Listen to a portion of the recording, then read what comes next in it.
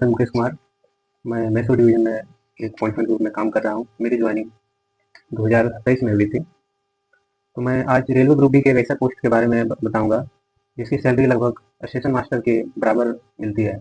वो है track machine, जिसका ड्यूटी आवर लगभग 2 से 3 घंटे या 4 घंटे तक ही होती है, बाकी टाइम उसका रेस्ट ही होता है।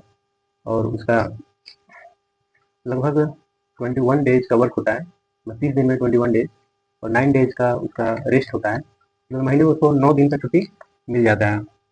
और उसका जो ट्रेवलिंग अलाउंस है, ट्रेवलिंग अलाउंस मतलब कि अगर हेडक्वार्टर से अगर 8 किलोमीटर से ज़्यादा की दूरी पर अगर वो काम करता है तो उसको ट्रेवलिंग अलाउंस दिया जाता है। और एक दिन का उसका जो होता है ट्रेवलिंग अलाउंस 625 रुपये मिलता है।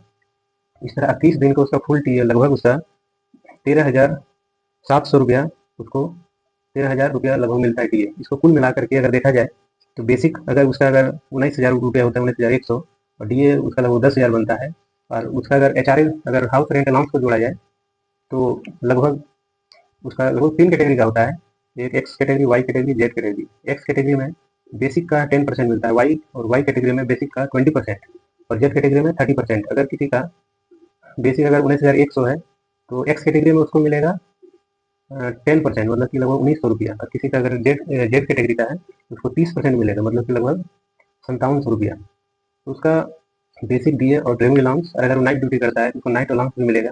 तो नाइट अलाउंस अगर 19,100 के हिसाब से अगर देखा जाए बेसिक का, तो लगभग 190 रुपये उसका एक दिन का नाइट अलाउंस भी मिलता है। तो उसको कुल मिलाकर लगभग, अगर जेड कैटेगरी में काम करता है, जेड कैटेगरी के स्टेशन में, तो उसको कुल मिलाकर लगभग 43,000 रुपये के करीब उसका पेमेंट बनता है।